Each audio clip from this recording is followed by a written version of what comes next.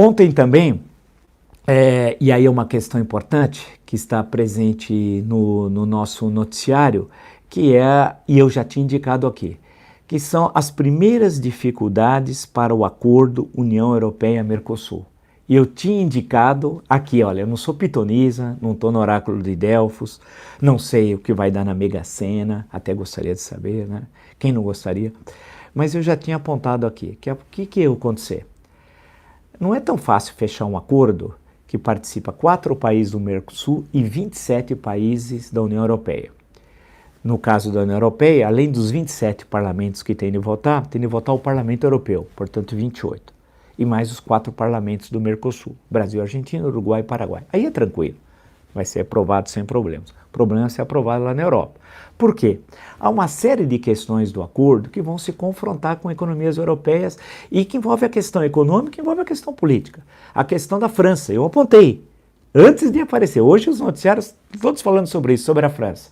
Né? Ministro da França, políticos franceses, que é a questão, a preocupação do setor agrário muito forte na França, que é oriundo lá atrás da Revolução Francesa e da Reforma Agrária, especialmente no começo do século XIX. Aí tem uma longa história sobre o papel dos camponeses nos processos revolucionários ou contra-revolucionários da França, né? Aí poderemos lembrar do 18 Brumário do Luiz Bonaparte, aquela velha discussão da consciência de classe em si, para si, a questão dos camponeses, né?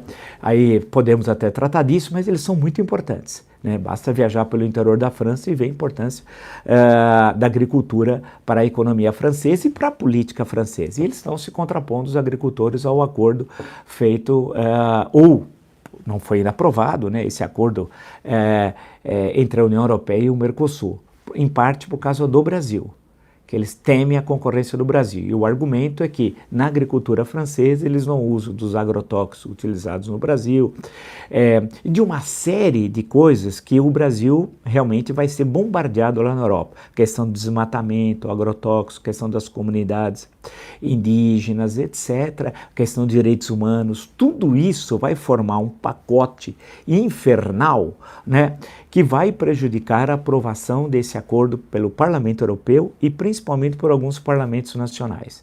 Em especial, mas não só, porque outros também, Irlanda, Polônia, mas com a França. E isso aqui eu já apontei. E por isso que um acordo desse demora 2 a 3 anos para ser aprovado pelo conjunto dos países. 4 aqui, 27 lá, né? E aí, a ação no primeiro semestre do governo Bolsonaro, lembra-se que ontem eu peguei a manchete do jornal O Globo e a questão do crescimento do desmatamento em junho do ano passado, e desse mês comparado a junho do ano passado, que essa questão do desmatamento e defesa do meio ambiente vai estar presente. E o governo Bolsonaro não está nem aí com o meio ambiente. O ministro do meio ambiente quer destruir o meio ambiente, quer destruir a estrutura do Ministério do Meio Ambiente. E isso é uma herança maldita. Assim como o PT deixou uma herança maldita, esses inimigos da estrutura de Estado de defesa do meio ambiente, como esse ministro, né?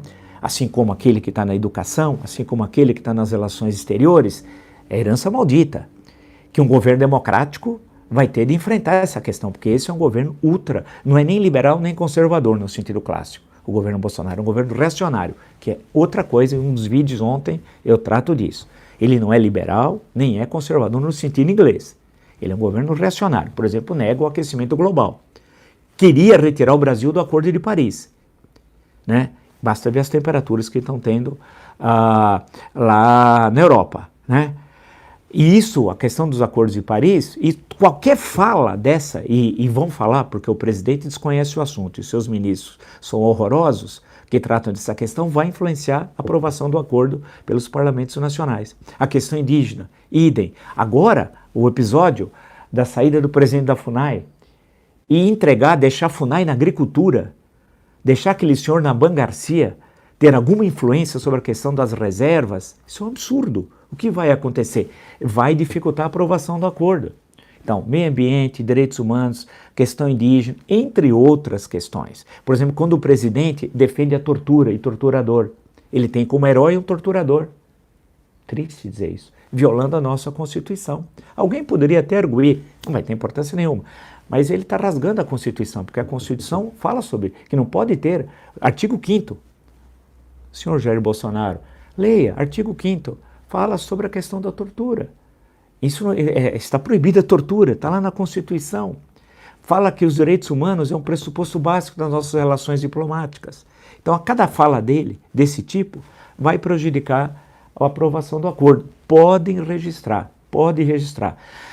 E lembrar também uma outra questão, que está no meu artigo, que saiu hoje no Correio Brasiliense, no estado de Minas.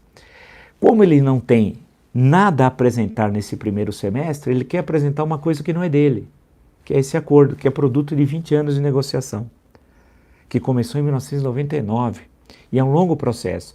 E o que pode ocorrer é o seguinte, é que declarações infelizes, como ele atacou agora, no G20, quando lá chegou, em Osaka, no Japão, o que ele fez? Atacou a Merkel, a chanceler da Alemanha. E o general Heleno, sempre desequilibrado, também atacou, né? E falando sobre, dizendo assim, que ela não entende nada dessa questão do meio ambiente. Quem não entende nada são as autoridades que hoje estão lá no Palácio do Planalto. Basta ver a mudança da matriz energética da Alemanha. Então, falas desse tipo prejudicam a aprovação desse acordo, inviabilizam a aprovação desse acordo. Pode registrar o que eu tenho insistido reiteradas vezes. Falta responsabilidade às autoridades brasileiras. Responsabilidade. Eles têm de lembrar o senhor Jair Bolsonaro que é presidente de todos os brasileiros. Ele não é presidente daqueles que votaram nele no segundo turno, daqueles que votaram nele no primeiro turno, né? Não, ele é presidente de todos. E a fala é fundamental. Ele não é mais um deputado como foi durante 28 anos do baixo clero. Ele é um político, ele nunca foi ele passou pelo exército. Ele não chegou a ter uma década no exército e ficou 30 na política. Então, o espírito militar dele desapareceu de há muito. Ele está há 30 anos na política, ficou cerca de 10 no exército e saiu em situação complicada. Lembre-se, né, dos episódios que envolveu prisão disciplinar, na década de 80, tudo aquilo. Não é que ele foi expulso do exército, como alguns falam, que não é verdade também, né? Isso é mentira, ele foi para a reserva, que é outra história. Então, o presidente, nesses 30 anos de vida política, do qual 2 no Rio de Janeiro e 28 em Brasília, ele nunca foi alguém expressivo, nunca teve expressão política, nunca relatou nenhum projeto, um simples projeto, nada, ele foi ignorado e queria ser ignorado, porque ele se destacou pegando nichos, né? E que era a questão, por exemplo, de dizer que ele queria a pena de morte para o Fernando Henrique Cardoso, né? Escolhia isso quando foi presidente, falava, ou atacava o PT em certo momento, a questão da Maria, pegava assim Maria do Rosário, aqueles incidentes, Jean Willis mais recentemente, então ele escolhia alguns nichos, né? E embaixo desses nichos ele falava e sumia durante 4, 5 meses, ninguém ouvia falar nele. Aí ele reaparecia e fazia uma declaração, sumia. Ele nunca teve expressão, ele tem um complexo de inferioridade, claro que tem, com o parlamento, porque ele nunca foi alguém expressivo. Nunca participou de uma mesa diretora da Câmara dos Deputados, nunca. E quando tentou ser presidente da Câmara, em 2017, contra Rodrigo Maia, ele foi candidato, sabe quantos votos ele teve? 4. Apenas 4. Um dele e de mais 3 abnegados, vamos chamar assim, que votaram nele. Portanto, ele não tem nenhuma experiência assim, parlamentar, desconhece o funcionamento da democracia, porque no parlamento você aprende com a democracia, porque você tem de conviver, você está na comissão, você tem um projeto, a comissão vai apreciar, você tem um adversário, não um inimigo, um adversário. Na democracia você não tem inimigo, você tem adversário. E aí você tem de dialogar, ele vai ter um projeto, vai apresentar para você. Então você aprende a conviver. Democracia é a convivência de contrários. Daí a dificuldade que ele tem de viver na democracia. Daí que sempre ataca a Constituição. Quantas vezes ele atacou nossa Constituição? Inúmeras vezes. Quantas vezes ele atacou o Supremo Tribunal Federal, a instituição Supremo Tribunal Federal? Quantas vezes ele atacou a instituição Congresso Nacional? Inúmeras vezes. Inúmeras vezes. Então, essas são as notícias de hoje.